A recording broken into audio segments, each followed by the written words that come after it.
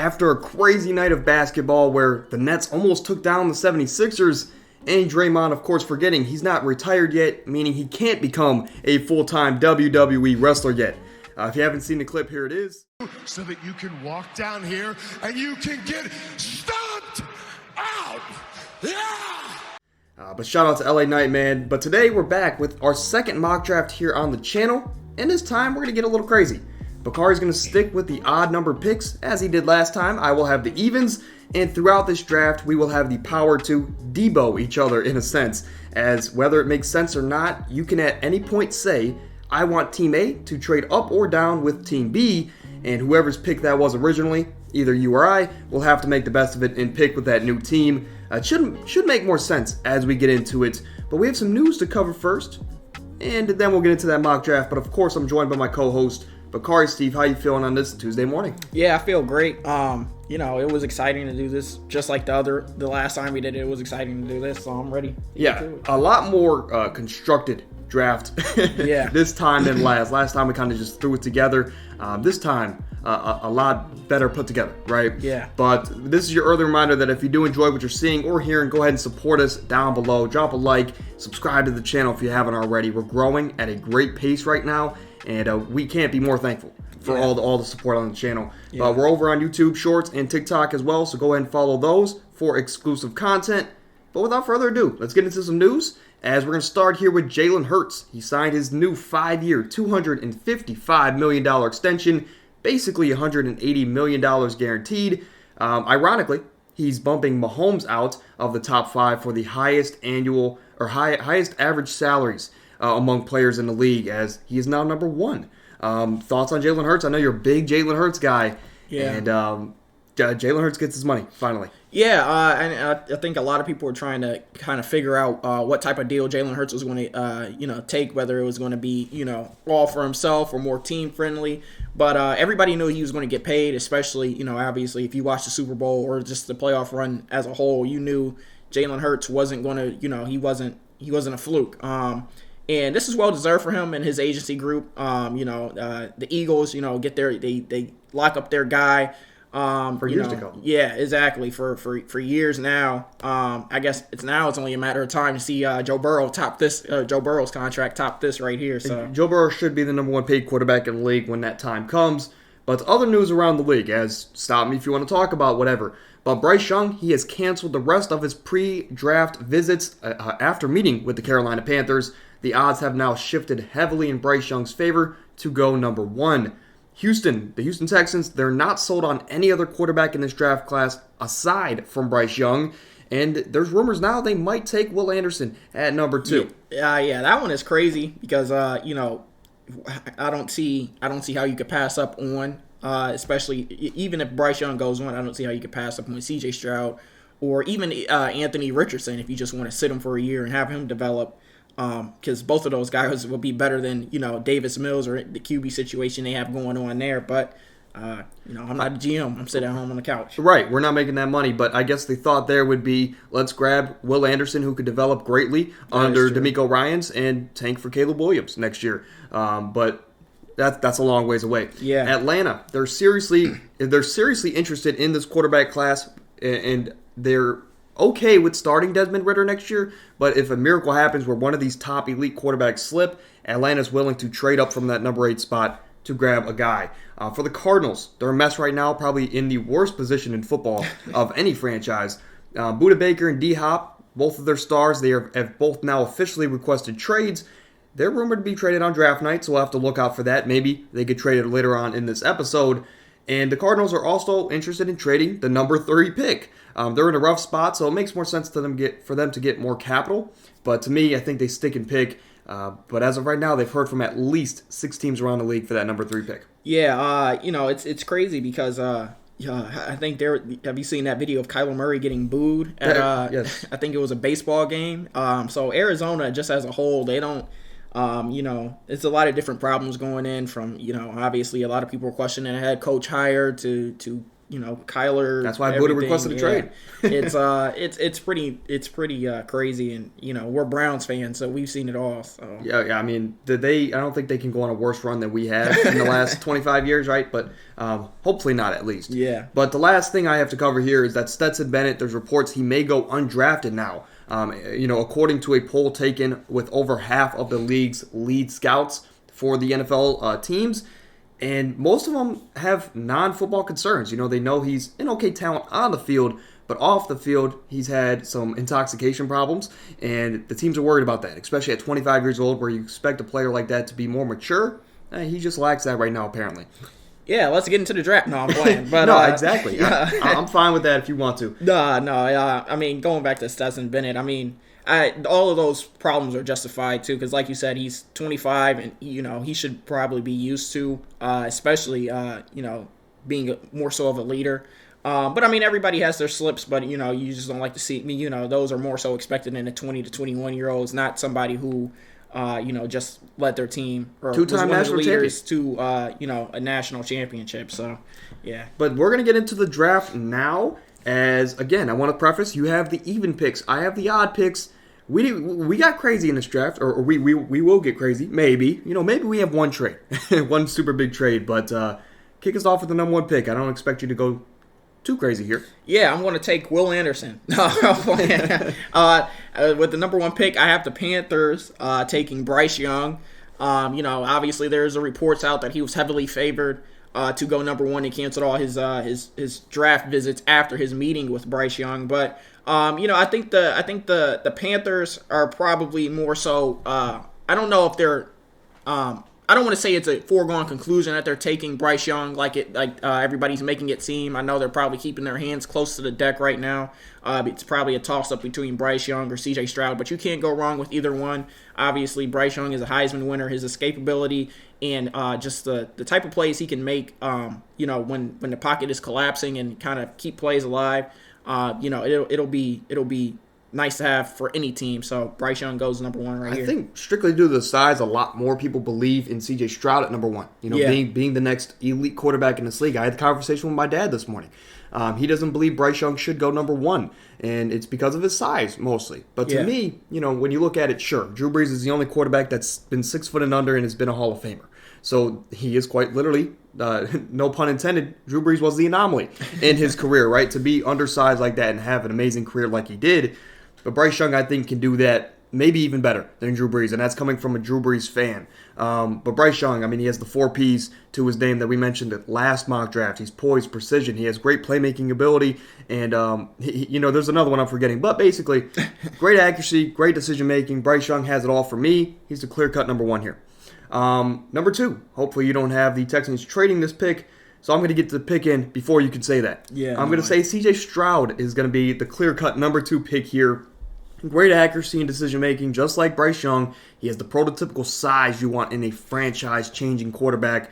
The Texans are in a rough spot, but if they can get C.J. Stroud here, they can quickly turn things around, right? Just like Joe Burrow did with Cincinnati, just like Justin Herbert did a little bit there in Los Angeles. But C.J. Stroud, he gets through progressions the best out of this draft. He showed a lot in that Georgia game, as there was questions on his competition in the college level. But he's shown a lot. He's got the prototypical size. Everybody loves him. He's going to be the clear-cut number 2 here. Yeah. So I'm going to go ahead and go with the third pick. I'm not going to have anybody get traded. Okay, yeah, that's fine. I think the third pick is, unless it was like a team like the Colts or whatever, any team that has the third pick here, I believe that they would take Will Anderson, and that's what I have the Cardinals doing. I know there's a lot of talk, like we mentioned earlier, about the Cardinals kind of trading this pick, trying to get capital. But J.J. Watt left. They had some other key defensive linemen leave. Will Anderson is, I believe he is the number 1 prospect overall in the draft right now. 6'4", 253. He's a defensive playmaker that any team want. Obviously, you can't be the number 1 prospect without having a reason. And Will Anderson, he's just a beast. Cardinals would be good to have him. I wish he could go to a better organization. Right. But regardless, Will Anderson goes number 3 here. Great pickup for Arizona. Might be a hot take, right? Because a lot of people know the talent that Jalen Carter is. They know the talent these 2 quarterbacks could be. But I think Will Anderson is probably the second best player in this whole draft, and I think he could be an all-pro level his rookie season, just like a Myles Garrett player. I think, I said it last mock draft, I think when he comes into this league for the next 10 years, we will have a top 5 to top 10 pass rusher in Arizona, right? Or unless he gets traded or whatever. But on our hands, we're going to have an elite pass rusher for the next decade. I believe he could be an all-pro talent from day one. And even though the Cardinals don't get a quarterback here, you want to get the captain of your defense, so to speak, in those edge players. Anthony Richardson here. This is another high trade spot, but I'm going to get the pick in before you can say anything. AR-15, Anthony Richardson. I'm going to say this as a Gators fan. I don't believe he's ready for the league. I think he's going to need a year or two to sit. But again, if you've been keeping up with the draft process, that's no surprise to you. But Anthony Richardson, I mean, he's a dominant runner. He's an effortless thrower, right? But I've been saying it about him since he left Florida. He makes easy plays look difficult, and he makes difficult plays look easy. And that's not always what you want in your franchise quarterback that, especially for a team like the Colts that could be a quarterback away, you don't want a guy that can't make the simple check down throw or can't make the simple read over the middle of the field, right? It's like go big or go home for Anthony Richardson, and that's not always what you want in your franchise guy. But he could be the best athlete in this class. And he could be, I think he has the highest potential out of anybody in this class. Yeah, potential alone, Anthony Richardson. He's an exciting guy. He's an exciting prospect. Obviously, we saw the highlight plays that he made at Florida last year. I know any team that drafts him is probably going to have the same mindset. Let's sit him for a year, then really unlock him. But regardless, he is a top 5 talent, I believe. Just off potential alone. Moving on to the 5th pick. As long as you don't have anybody trading here, I'm going to have the Seattle Seahawks take Jalen Carter. I think our last mock draft, Jalen Carter went a little bit lower. It was just because 6, I believe. Yeah, it was. Right. We had him in number 6 swapped. So. Yeah. And it's crazy because going into the draft, people were probably like he's a top 2, top 3 guy in this draft as far as where he's going to go. He's had those off the field issues as of late, having that no contest plea and everything that happened with that. I think his pro day or his combine weren't good at all. He barely even tried. But regardless, overweight. So. Yeah, I mean, regardless, this guy, he's 6'3", 314. He was one of the leaders on a very, very elite college defense. If this guy, if he can get off the field issues fixed up, if he can get that work ethic to really become a great player in the NFL, he will be a problem for years to come. Just like Will Anderson, you could be drafting somebody who is a top 5 interior lineman on the defensive side for years to come. So Jalen Carter. Yeah, you touched it on there with his combine that he had on his pro day rather, and his work ethic, but his passion. A lot of people are questioning right now because he came in overweight for his pro day. He's had off the field stuff. His maturity is not always there, and people said he almost fell asleep during. No, I'm just kidding. He didn't do all that. I was gonna come up with a lie because that's what us journalists do. But Jalen Carter, there's off the field questions. Can he put it together on the field? I think he can, no matter where he goes, especially in Seattle. Because what else is there to do in Seattle but play football? I'm not too sure, right? You could always go to a Storm game? Seattle Storm? Yeah, I think. I mean, hey. Aren't those walk-in? Anyway, we're going to move over here to the number 6 pick with Tyree Wilson. Great size, elite power. He's going to bring great defensive versatility on the D-line. Whether if he can play inside, outside, he's going to go number 6 here to the Detroit Lions. I will say that the only question here with Tyree Wilson is he does have a low floor. He's very first move dependent. He doesn't have many counters to his game, especially against the offensive linemen. But that speed and power, I think you can always work on your counters and your finesse in the league. Power's more difficult than the finesse part, and Tyree Wilson has the power right now. So he can work on that finesse and become great for this D-line in Detroit. Pair with Aiden Hutchinson, who was the defensive player of the year, or defensive rookie of the year, rather. Mm-hmm. That's going to be a great D-line for years to come. Yeah, that's going to be, there are some really exciting times really coming up in Detroit. And just seeing how they build it up, and Tyree Wilson will be an exceptional pick here for them. Like you said, to pair with Aiden Hutchinson. Who are you going with the Raiders? With the Raiders? No, I'm just joking. It's been too calm to this point. I'm gonna use one of my veto trades here. The Tennessee Titans. They've been one of those teams that have been heavily rumored to trade up in this draft. They're gonna trade up from number 11 trading up to number 7, and now you have to pick with the Titans instead of the Raiders. All right, so if I'm picking with the Titans here, I think I'm going to take Peter Skor. No, I'm playing. We're going to take Will Levis here. Will Levis goes 7 to the Tennessee Titans. Obviously, we all know that the Titans just drafted Malik Willis last year, and there was a little bit of hype about Malik Willis coming into the league last year. Everybody wanted to see what he could be if he developed. Obviously, by now, that hype has kind of sputtering out, kind of just been pushed out the window. We don't really know what Malik Willis will be, but we know that he probably won't be what everybody thought he could be. So that's why I have the Titans taking Will Levis here. Will Levis, he's about 6'4", 230. Great body for a quarterback. He has a really strong arm. At his pro day, he was throwing some missiles out there. Right. Obviously, the only question about Will Levis is, will he be able to, like we were talking about with Anthony Richardson, take the check down, take the over the middle drag, take the slant, whatever, in favor of those deeper passes. But this should be a really good competition between him and Malik Willis. I do see, obviously.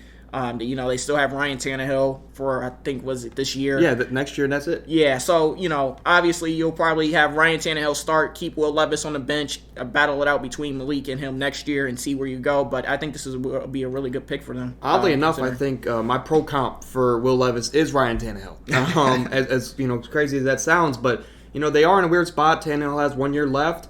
He's most likely not going to stay. Right now they can trade up, get their franchise guy, hopefully.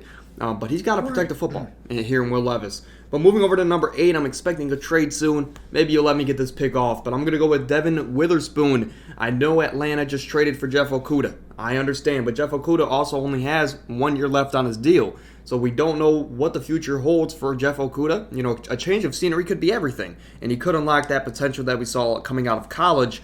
But as of right now, you have A.J. Terrell, who's a top 10 corner in the league. Why not pair him with, in my opinion, the best corner in this class, and that is Devin Witherspoon out of Illinois. He plays a lot like Denzel Ward, in my opinion. He's fun, he's lengthy, he has a lot of playmaking ability, and unlike Christian Gonzalez, who we'll talk about later, Devin Witherspoon is very consistent, and he was the top-rated corner in college last season, and I think he can come and create a very dangerous duo here in Atlanta on that defensive side, where now Atlanta, they have Terrell, Devin Witherspoon, and Jeff Okudah, who maybe can turn his career around. Jesse Bates, too. Jesse Bates, safety. Yeah, they're building something there in Atlanta. Maybe they could figure out the quarterback position, or maybe Desmond Ridder is that guy. Yeah, I don't know about Desmond Ridder being that guy. Atlanta will probably be just as good as was me back there, quarterback with him this season. But regardless, here at number 9, I have the Chicago Bears. As long as this isn't a last-second trade, I have Chicago Bears taking Paris Johnson. Paris Johnson is, obviously, we all know the Bears have probably been, I want to say, probably the most active team, especially during free agency. We all know they had the first pick, traded that to Carolina, traded back in the draft. I think they take Paris Johnson here. Paris Johnson is another player that they can get to protect Justin Fields. Justin Fields, keeping him healthy and in the pocket, or at least, not having him rush is going to be a main priority for Chicago this season, especially with all the pieces they have.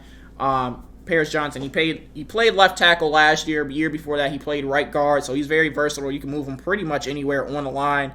He's another big body, like I said, to add to that line and protect Justin Fields. And if you could protect your franchise QB or somebody you're at least looking at to be your franchise quarterback, you're not going to go wrong here. So, and I'm going to go here with Nolan Smith at number 10 for the Philadelphia Eagles. It's the same that I had last mock draft, and I just love the fit here. Nolan Smith is one of the most dynamic players in this draft, and both on the field and off the field. Off the field, I'm talking about where he goes in this draft. A lot of mock drafts or a lot of analysts will have him going either top 10 or they'll have him maybe falling to the end of the first, early second. But for me, he does have that potential to be a top 10 pick. And for a team like the Eagles that can afford that, and they can afford taking a risk on a raw talent like Nolan Smith, I think they do that here. He can play both the run and the pass elite on the edge. And I also believe he has linebacker flexibility. If they want to back him up there, they lost TJ Edwards this offseason, and I think Nolan Smith can be your middle linebacker for years to come.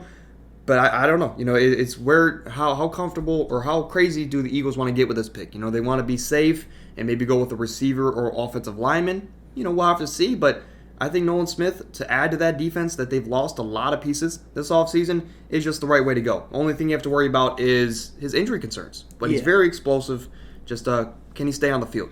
Yeah, and I mean, obviously for the Eagles, having those 2 first-round picks really helps a lot. They probably have an idea in mind, like, hey, let's be some conservative, or let's, like you said, let's take Nolan here, and then later down in the late part of the first round, we'll probably be a little bit more conservative. But regardless, it'll be a great pick.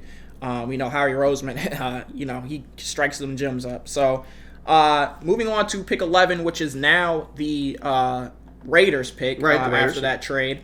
I'm going to take Luke Van Ness. Luke Van Ness, I was thinking about taking a corner for the Raiders here, but Luke Van Ness here, he could be a great teammate. He could be a great defensive lineman out there with Max Crosby. He's a great frame. He's about 6'5", 270, and he uses a great blend of speed and power. This is right here. This pick is more so, hey, we need talent on the defensive end. It's not limited to one position. Where can we get the best value here? I think Luke Van Ness is probably the best value here. Like I said, you pair him on the defensive line with Max Crosby. You let him go to work. They can create some havoc, get pressure on the quarterback. And if you can create pressure, you can make average or a little bit below average corners or secondary look a little bit better, because now they're not getting torched in the backfield. They're able to make plays on the ball at their own pace, and I think Luke Van Ness is a good pick here. They didn't get the production they wanted from Chandler Jones last season. Aside from that crazy play against the Patriots, Chandler Jones wasn't what they paid for. So I think Luke Van Ness makes a lot of sense here. To get someone that Chandler Jones only has a year or two left, you can wash your hands with that situation and grab another young pass rusher who, believe it or not, didn't start in college. He was a rotational guy, but we always go off potential here in the NBA or NFL draft. And I believe pairing him with Max Crosby can create a very dangerous end pairing. But here at number 12, we have the Houston Texans. No, you don't. We're gonna trade this Texans pick. We're gonna take the Patriots, and we're gonna trade up 2 spots and have them pick here, and we're gonna move the Texans down to that pick 14. This right here, we're just going to throw a little wrinkle in your game plan. Let's see who have the Patriots taking here. I was thinking about JSN there. I mean, you have C.J. Stroud. Take JSN and pair a great college duo together back again in the NFL. We've seen it work with Chase and Burrow. But now there's a wrinkle in my game plan, and I still have that Texans pick later on. We'll have to see if I can actually pick with them. But the Patriots are up now. They need an offensive lineman here. Could they go quarterback, right? The top 4 guys are off the board, so I can't see that being the scenario.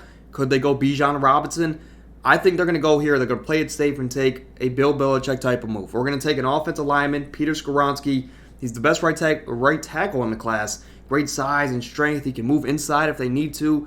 He's going to create a great offensive line there with Michael Onwenu on both sides of Mac Jones. And I guess a move like this is a prove-it year for Mac Jones. Let's see what we really have in Mac Jones going into next year with 2 great tackles and, just a solid offense that they do have. They made some offensive moves this offseason. Let's see if they can, I guess Mac can take a step next year. Peter Skoronski. Yeah, great, I guess, adjustment there after the last second trade I gave you. But that obviously that makes a lot of sense with this New England pick. Obviously, we've heard the rumors between Mac and Bill Belichick, but I'm sure over time that'll get itself all sorted out. But I'm going to move on here to the 13th pick, which the Jets currently have up until I take the pick, right? And I'm going to take Darnell Wright here. I'm fine with that. I'm going to take Darnell Wright out of Tennessee. Darnell Wright, he just adds more protection for a team that is presumably going to have Aaron Rodgers at QB this season. Maybe at the draft. Exactly. Obviously you want to have people back there to create your, protect your grandpa quarterback back there. No, I'm playing. But you are going to need people to protect them. They went out and got the weapons. They went out and kind of, obviously they've been building something special in New York.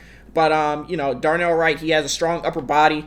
He absorbs a lot of contact, long arms, and he showed a lot of improvement from, I would think, 2021 to 2022. He showed a lot of improvement out there on the line, and it was enough to make scouts believe in him, make them believe, hey, if we get him, he can improve at the next level, obviously, and that's what you want to see. So I believe the Jets here, they take Darnell Wright. Darnell Wright, shooting up draft boards, just like Paris Johnson. And for what it seemed like a month ago, Peter Skoronski was the best tackle in this class by far. It's now changed quite significantly, and two of those guys are shooting up the draft boards. But moving over here to number 14, this is a trade down with the Patriots, and JSN's still on the board. And they got C.J. Stroud in this mock draft. What's a better way to make your quarterback happy from day one than to pair him with his best college receiver? I'm not going to do that. I'm not going to do that with JSN. I get it. It doesn't. Why, I guess, upset your future franchise guy? But in my opinion, we're going to trust the tape. We're going to trust the tape, and I think, in my opinion, the best receiver in this class is Jordan Addison out of USC.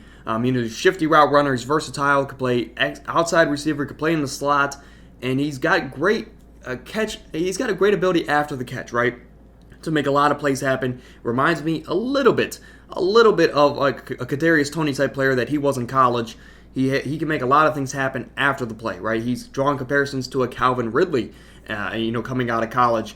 I guess he does have a smaller frame, which is one thing to worry about. But unlike JSN, he's not limited to the slot. And I think Jordan Addison, this Texans front office is going to trust the film, and they're going to draft Jordan Addison here to pair with John Mechie, who should be making his debut next season. But maybe a shocking pick here. Not JSN, but Jordan Addison going here to pair up with C.J. Stroud to rebuild that Texans offense there in Houston. Yeah, and obviously between those receivers, you can't really go wrong if you choose either one. But like you said, you can take Jordan Addison and take him outside of the slot. You can play inside or outside. Obviously, and even you have a quarterback like C.J. Stroud who can make plays regardless. I'm sure he won't be too mad at who goes here. Obviously, there was a college connection between him and JSN. But, obviously, as long as you don't have him grab him off the street, you'll be fine. Right. But here at the number 15th pick, this is a Green Bay pick. I thought a lot about this pick, and so I'm going to take Michael Mayer, and I'm going to explain why. Aaron Rodgers is no longer in Green Bay, so that means it is now Jordan Love season. With Jordan Love season, why not go get him a tight end? He's not a rookie, but he is. This is going to be, his first full-time starting gig in the NFL. So we go get him a tight end who can make contested catches. He's very productive. He was productive at Notre Dame all the way since he was a freshman. He's 6'5", 250. He's a great blocker too at tight end as a rookie. You don't really see that a lot, but he can do both. He can go catch you the ball, or he can go block for Aaron Jones right there on that line, or even max protect for Jordan Love if he has to. He doesn't really waste movements, and he has soft hands. He can catch. He has a large catch radius, so you can kind of throw it up to him, and he's going to go get it with those arms. Exactly, and that's what you want, especially from somebody who's you bring it in to help your first time starting quarterback. So he's not as quick, as fast as maybe like a Travis Kelce or whatever, but he makes up for it in a lot of different areas. So he's drawing comparisons right now to George Kittle in a lot of ways with his blocking ability, and he's far away, I think, the most complete tight end in the class. And as a Jordan Love fan, I love that pick for Green Bay. But moving over here to 16, halfway through, and I'm going to take Christian Gonzalez here for the Washington Commanders. They have a great front seven. They need some help on the back end, as right now their best cornerback is an aging Kendall Fuller there in Washington. I think they go out there and get maybe the highest upside corner in this class, Christian Gonzalez out of Oregon, rather. But last college season, or 2 college seasons ago rather, there was a lot of questions about his game. He came out this past season, polished a lot of that up. He's now an elite ball hawk. Draw comparisons to Trayvon Diggs. We'll have to see if that plays into the league, right? But he's coming off of a breakout year. Great size, great length. He's going to be able to play that press man that Washington loves to run, especially with their pass rush. And Gonzalez here to the Commanders at number 16.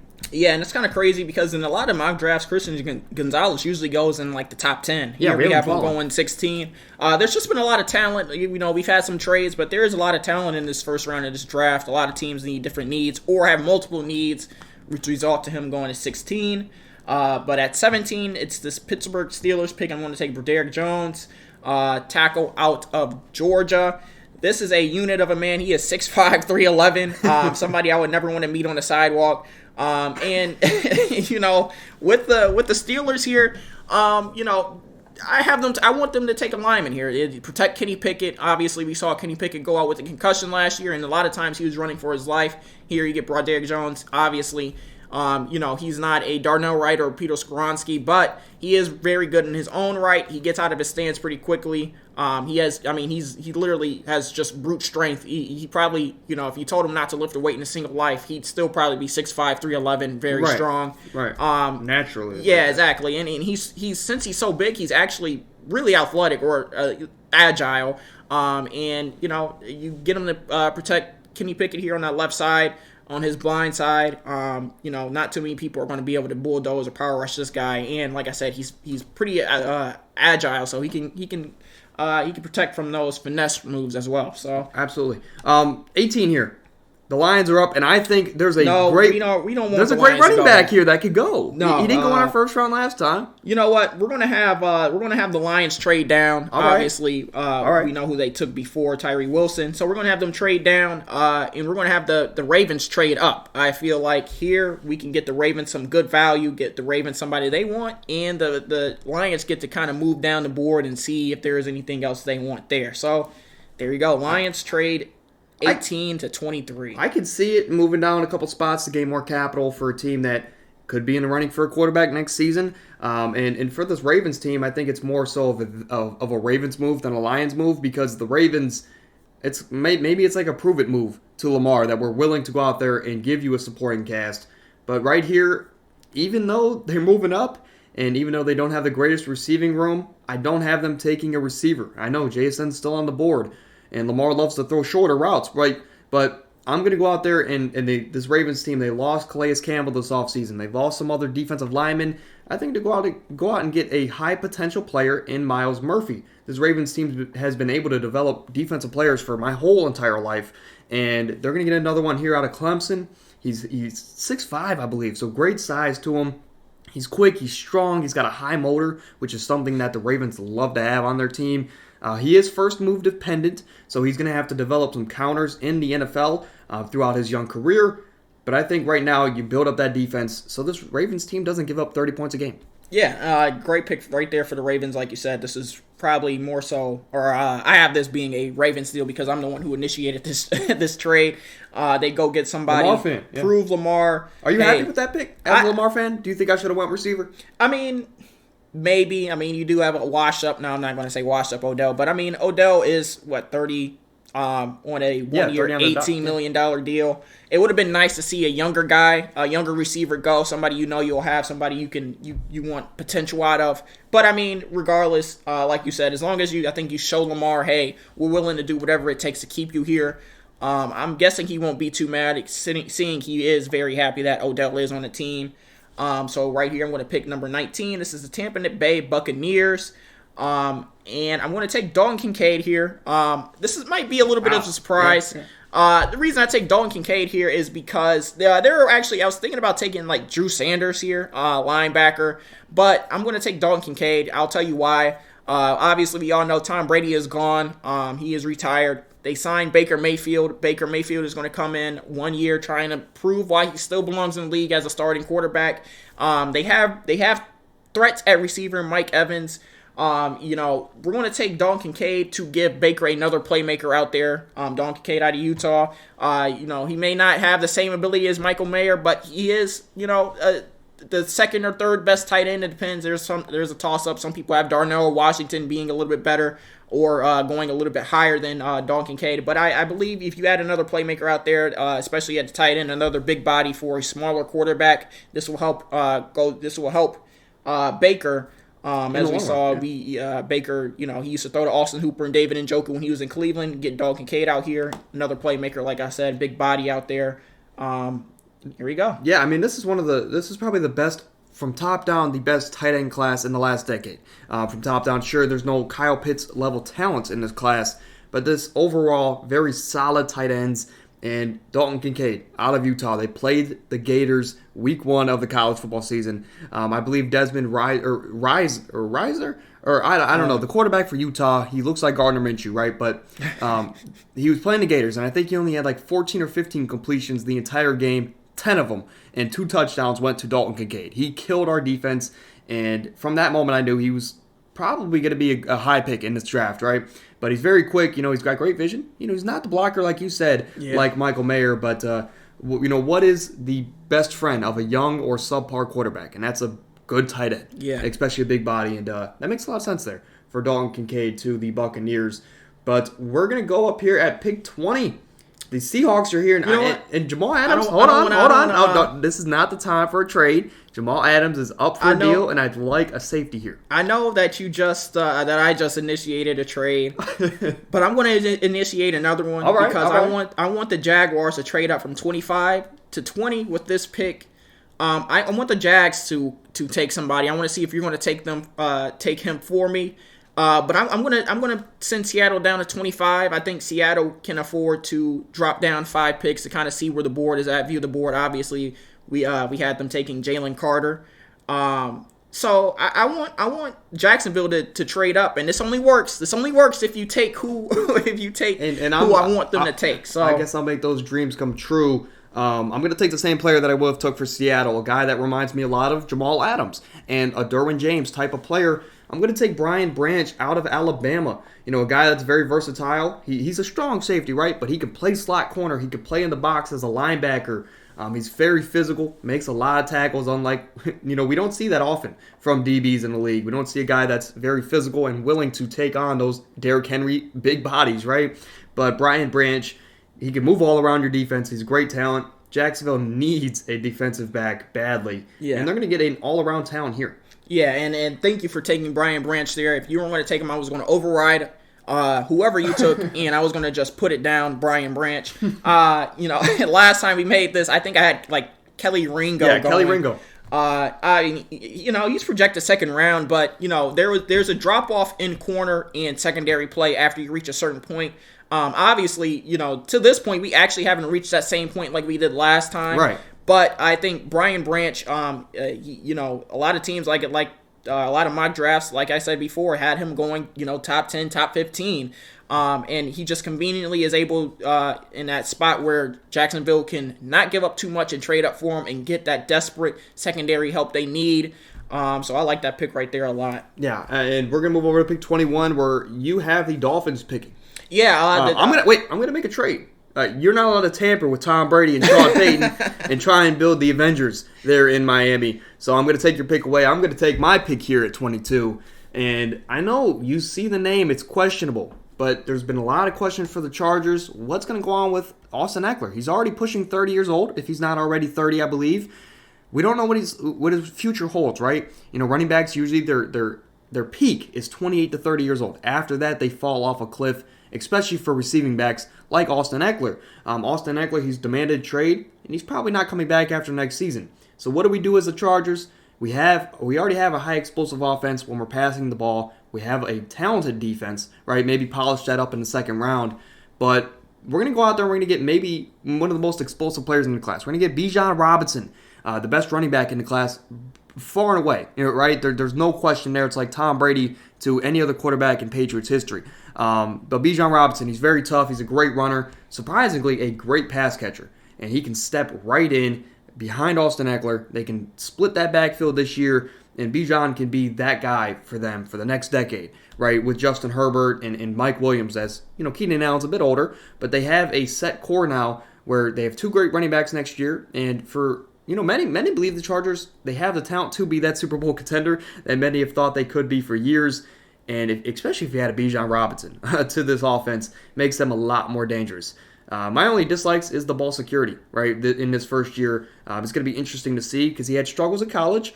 But Bijan Robinson, especially splitting a backfield, he can work on those issues. Yeah, and I mean, I know last time you said you were going to force Bijan Robinson into the first round. I had to. And this doesn't even feel like a force. Seems like a pretty good pick, a pretty reasonable pick for the Chargers here. And happy to see Bijan go in the first round. With that being said, I'm going to take pick number 23 for the Detroit Lions. This is obviously the pick they traded from 18 to 23. They're able to fall back, and just like I predicted, at least the way this draft has been going, I'm going to take Joey Porter here. Joey Porter, he is the corner out of PSU. Yeah. If I can talk correctly. He's a very physical guy. He's about 6'3", 193. He ran a 4.4 40.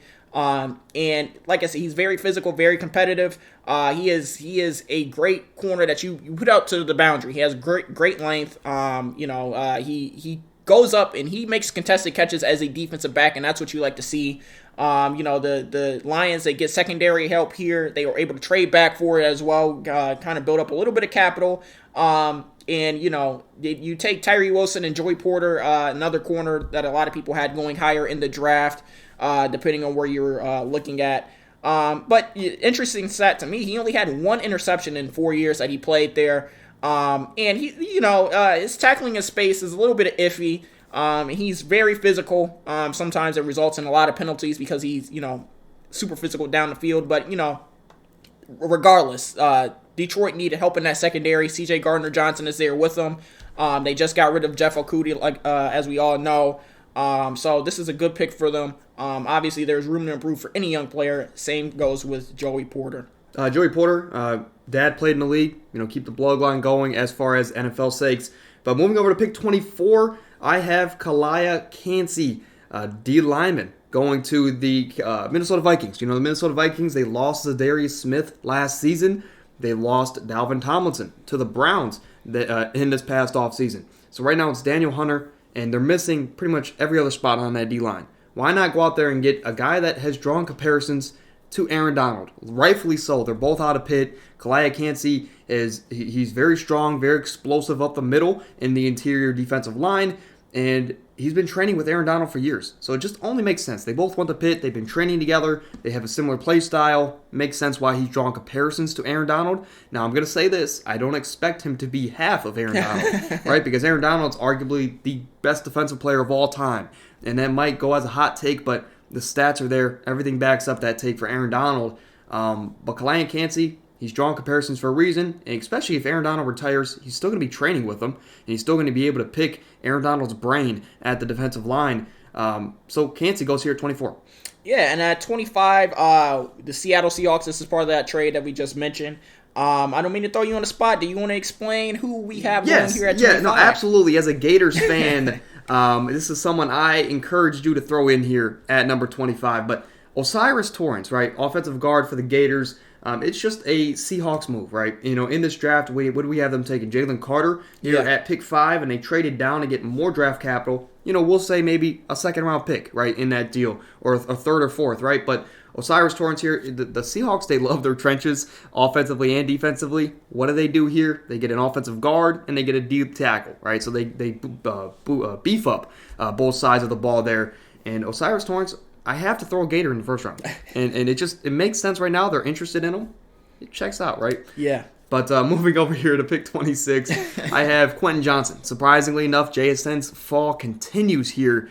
And to me personally, JSN is the better receiver than Quentin Johnson. And that might sound crazy to some. Quentin Johnson seems to getting too much hate here in this pre-draft process. But Quentin Johnson, to me, I think he fits better with the Brian Daboll system, the big body receiver like Isaiah Hodges was last year. That I think if there was any team I want to see Quentin Johnson go, I think it would be the Giants. And I could have did that last mock draft, but I didn't. I went offensive line for them last mock draft. This one I'm going to go with the playmaker. I'm going to go with the playmaker and Quentin Johnson. Give Daniel Jones a big target there for the foreseeable future as they just paid their quarterback. Let's see what we got with him. Let's surround him with some targets, especially a 6'3", 6'5" receiver in Quentin Johnson, who is drawing comparisons to A.J. Green. Yeah, good pick there for the Giants, and I'm going to go down to pick 27, which is the Dallas Cowboys. I might have the Broncos. No, I'm just go ahead. I was thinking about the Broncos trading up here at the end of the first. About to flip my whole board, but here we're going to take. This is where JSN slide stops. We're going to take Jackson Smith and Nigba. Here we go.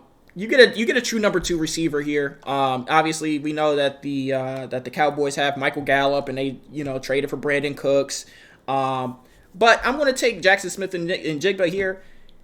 We get somebody to put next to CeeDee Lamb, and like you said, we're going to probably keep him only in the slot. He's about 6'1", 196. He doesn't have the, really any great power or anything like that, but he has this good yards after catch ability. This is what he does. That's what he does. You get him the ball on a short curl or whatever and watch him work. It looks like he's just gliding around the field half the time. I mean, we watched him at Ohio State, not this past year because he was of injury, but when he was healthy, he was an extreme threat. I mean, I think it was at the Rose Bowl in 2021 it was or crazy high scoring game. Yeah, when you watch him, it's like he'll just be running. It looks like he's running fast, and then he looks like he's running faster. He just hits this other notch, especially on those down the field throws, and you kind of just throw him the ball down the field, and he'll go get it. Like I said, he's not like super strong, or he doesn't have any length, which probably only means slot. But when you can get him next to CeeDee Lamb, and you do have other receivers there to take the pressure off of him, it'll open up a lot of short routes for him to turn into huge gains for Dak Prescott. There we go. I like the pick because, even though Michael Gallup did sign an extension last season and they did trade for Brandon Cooks, I think those guys are still temporary fixes. I think especially for Dallas, who loves the fancy pick, I think this is their guy here in JSN who falls right into Dak Prescott's lap, right? But moving over to the Buffalo Bills, and despite a trade, unless you have one, I'm going to go with not Jordan Addison. That would have been crazy if he fell this far, right? Especially if I think he's the best in the class. But Zay Flowers. This is Steve Smith, legendary receiver, a future Hall of Famer. This is his favorite receiver in the draft class. Now, for guys that don't know or don't care about his opinion, I'm just going to say this. Cooper Kupp was a projected 4th or 5th round pick, and Steve Smith projected him to be the best receiver in the class when he was a projected 4th or 5th round pick. So Steve Smith, he has an eye for talent, rightfully so. He was a legendary wide receiver, and his favorite wide receiver in this class is Zay Flowers out of Boston College. His size is not always there. He's undersized. I think he's like 5'9 or 5'10, but he's shifty. He's the most explosive receiver in this class as far as speed-wise, right? And he's drawing comparisons to Tyler Lockett for a reason. I think he goes to Buffalo, where I thought they would have gotten Adam Thielen, right, in free agency, but they haven't. You can go and pair Zay Flowers with a Stephon Diggs, with a Gabe Davis, and you can, I guess, bolster up this receiving core, even though they don't really need to. Yeah. But Zay Flowers, too big of a talent. This is more so of a talent than a fit thing, and he falls right into Buffalo's lap. Yeah, great pick there for Buffalo, especially in Zay Flowers, who falls a little bit lower than I think some teams. I mean, I guess 3 straight receivers who are all projected to go a little bit higher, but it is what it is. Happens in the draft. But at pick 29, I have Cincinnati Bengals here, and we're going to take Mazi Smith here. I believe I took him last time with this pick.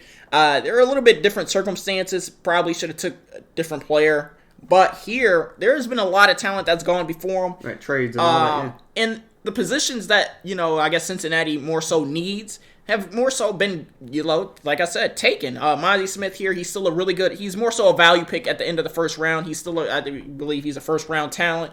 You can get a solid interior defensive lineman here to help with that defense right there out there in Cincinnati. Like I said, Mazi Smith, he still don't get it twisted. I'm not sitting here saying, oh well, you just got to take somebody here. Mazi Smith is still a good pick. Is it a position that Cincinnati is looking for? Maybe not, but you still get somebody of value here that can still make an impact on your team right away, given the opportunity.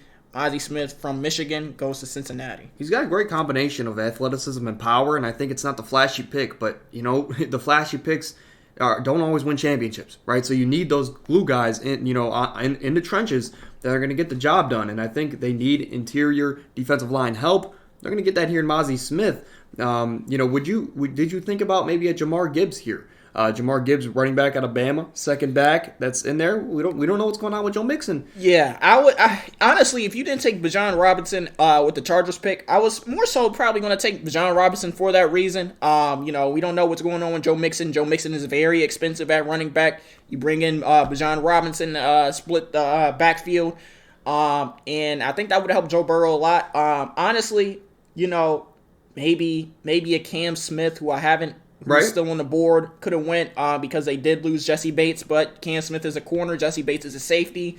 Didn't really make sense to me, so I just figured Mozzie Smith here. Like I said, it was going to be the best pick probably available to them given what they need and who's been taken. So Number 30, the Saints are on the clock, and I have like 4 players in mind, right? I think Jamar Gibbs is an option here because we don't know what's going on with Kamara.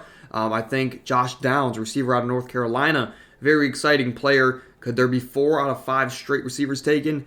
That's a possibility as of right now, but Cam Smith is another one to pair with Marshawn Lattimore. But I think for a team that lost Marcus Davenport on the defensive line, they lost some other pieces on the defense, they need to be younger. An edge out of Iowa State University, Will McDonald. He's very explosive, right? He's very polished, and they basically, I think the reason he's falling is because of this level of competition. A lot of scouts love him across the league, and a lot of teams like the Broncos and like the Dolphins, who don't necessarily have a first-round pick, are very interested in a guy like Will McDonald that can fall to the end of the first, and they would be more than happy to trade up and grab a guy like that late in the first. But Will McDonald goes to the Saints here to help that defensive line. yeah, good pick there for New Orleans. Number 31, Philadelphia. Unless we have a late first round trade here. I was thinking Denver. Maybe the Chiefs trade up one. No. If they're not gonna take any, if we're not gonna have any takers here, I'm gonna take Cam Smith here. I think Cam Smith doesn't go to Cincinnati, like I said, but he comes right here to Philadelphia out of South Carolina. This is a good pick for Philadelphia because they lost C.J. Gardner-Johnson. You draft Nolan Smith earlier in, I believe, the 10th pick. You draft a corner here. You bolster that defense. Darius Slay is only getting older, so you also bring in a younger corner, and you can help. You bring in a younger corner, a younger middle linebacker. You have your defensive captains, defensive leaders for, like you say, the next 10 years or so. If everything goes according to the plan. The crazy thing about the Eagles is they sign Jalen Hurts, or they extend Jalen Hurts. They don't even take a lineman or receiver here. This is how stacked they are on that side of the ball. Right. You don't even need to take anybody in the first round. Unless you want to get crazy. Yeah, unless you want to go get, Bijan Robinson, where I guess you trade down from 10 and move to middle or late first. If they know information that we don't. But you can take a corner in Cam Smith, a middle linebacker in Nolan Smith, and you have 2 really good, solid first-round picks to help that defense that, was just in the Super Bowl a year ago. So there you go. There are tons of potential here for Philly with Cam Smith and Nolan Smith. A lot of guys that aren't, I guess, as polished as the top of the guys in their position groups, but they are definitely, Philly's shown throughout multiple years that they've been able to develop talent on both sides of the ball, and I think this is another year where they can do just that, and it's going to look stupid that Cam Smith fell to the end of the first. Yeah. But ready for this name. Get ready for this name, number 32 to end off the first round. He went last time, and I'm going to try and pronounce his name a little bit better.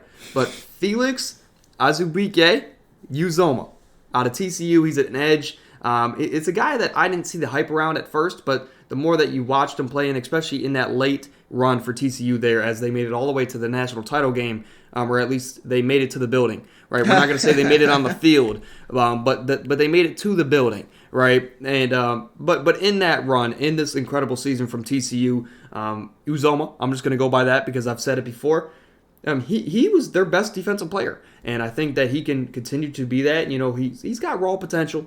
He has to fix up a lot of things, but what better coach to go to I guess, find who you are as a player than Andy Reid in this day and age. And Andy Reid, he loves his edge rushers. He can get one here to replace Frank Clark, who left in free agency, and Kansas City keeps building. It's unfair, right? But yeah, that's going to close off our first round. I guess the only other thing I'll ask you here before we get out of here, we had it last time I asked you, who is your favorite player in this draft class? Or I guess you can do a combination of who's your best player fit combination here. It could be the obvious, the Bryce Young. It could be the not so obvious, the Cam Smith. Who is your favorite player in this class? Or, who's your favorite fit at what we have here in this class? Could be anything. You know what? I think I'm going to go with fit here. I guess player fit. Right. I'm actually going to take Brian Branch going to Jacksonville. Last time I was trying to get a corner to Jacksonville, and they happened to get trade up for Brian Branch in my draft. This is a great pick for them. Like you said, shades of Jamal Adams. They get that desperate secondary help. This is a young and upcoming team. You add young and upcoming talent. I believe this is a great pick for them. This is a great opportunity to go get that talent that they needed on that side of the ball. And I will flip the question to you. I'll give you some time to think about it, but think about what do you think the worst move is in this hypothetical draft that we had? I think I can imagine where you're going, but my favorite pick in this draft / combo of fit and team, it's got to be Christian Gonzalez. I mean, the fact that he fell all the way to 16, where most mock drafts have him going top 6, top 7, right? He fell all the way to 16 here, middle of the first, and he's going to go to a team that needs a cornerback in the Washington Commanders. He's going to pair with Kendall Fuller for years to come, and that's his defense now. That's his secondary now for the foreseeable future, as that Washington Commanders defense has continued to get talented. They just need to figure out the quarterback position. Yeah, and as to your question is what the worst move is, I believe that the worst move that happened in the first round is probably the trade that took place between the Dolphins and Roger Goodell. I guess they wanted the opportunity, and obviously they had to pay for that. So no first round pick for them. That was a terrible trade. Don't know what they were thinking. Brian Flores is somewhere laughing right now. Yeah, I mean, I don't know why you just willingly trade your first-round pick to the front office of the league, but it's messing up our draft boards here. Yeah. I guess my worst pick here, that's to be honest, it's got to be Will Levis. I will say this: the Titans in this hypothetical scenario, they take that risk. They take that risk to get their franchise guy. They go and trade up for Will Levis, but to me, I don't see the hype as other people do with Will Levis. He doesn't take care of the ball. He reminds me more so of Baker Mayfield than Josh Allen, who he's been compared to. Will Levis, sure, Tennessee takes that shot, but I don't care for the pick here, especially because I take pride in that, though, because I was the one who made that trade, and I made you, I guess, not panic, but you went and took the risk with Will Levis there. But definitely the worst trade here is that Miami one. That's going to do it for today's show. Let us know what you guys think down below of our mock draft 2.0. We have one more coming up the day that the draft starts of the first round, and that'll be the last one for a year. So if you guys are getting sick of these, don't worry, there's only one more, and then you got a year's break. But, or I guess into the NBA season. Yeah, the playoffs have been actually exciting in the NBA. A lot of teams have taken advantage or have lost home court by this point. Obviously, by now, I don't think, maybe the Nuggets series, but I don't think that there are any series right now that could get swept anymore as far as a higher seed sweeping a lower seed. We saw Milwaukee actually lose the game versus the Heat, and, Boston might sweep Atlanta, but it's interesting right there in the NBA. Maybe we touch up on those series, check in and where they are at come Thursday. So yeah, we could definitely do that Thursday. Thursday we'll touch in on all the rounds. By that point, we'll have 2 games in every single series. So we'll have to go through what we like about each team, what we dislike so far in the playoff run. But until Thursday, until we get the player of the week, that's on the way. So be on the lookout for that on social media. Yeah. And maybe Austin Reeves. Maybe Austin Reeves is him enough. We'll have to see Thursday. Well, no, we know how big of a Russ fan I am. He played like prime Tony Allen. No, I'm playing. I think he played like prime Russ. Any player is up for debate, which is the good thing about the playoffs. Some unsung heroes. We actually, as Cavs fans, have been put through torture as we watch Chetty Osman try and guard Jalen Brunson with the game on the line for the last 6 minutes of a valuable first quarter. It was torture. We watched Chetty Osman get cooked by the same move 4 times in a row. Even if Jalen Brunson missed it, he shot the exact shot with the same size up and from the same spot. About 6 times there in the fourth quarter. So hopefully JB at least makes some changes in there. Yeah, I think the player of the week's got to be. So what I'm hearing is it's got to be Isaac Okoro. I don't want the rebuttal on that. We'll have to see Thursday, right? But Isaac Okoro might be the Shackton player of the week, the way he's been. Right? No, it's definitely JB Bickerstaff. But we will see you guys Thursday. Stay happy, stay healthy. Let us know down below what you guys think. And, of course, follow us on all of our socials as we're dropping exclusive content there on a weekly basis. 4 posts a week. So go ahead and follow us over there. And like I said, till Thursday, stay happy, stay healthy. We're out.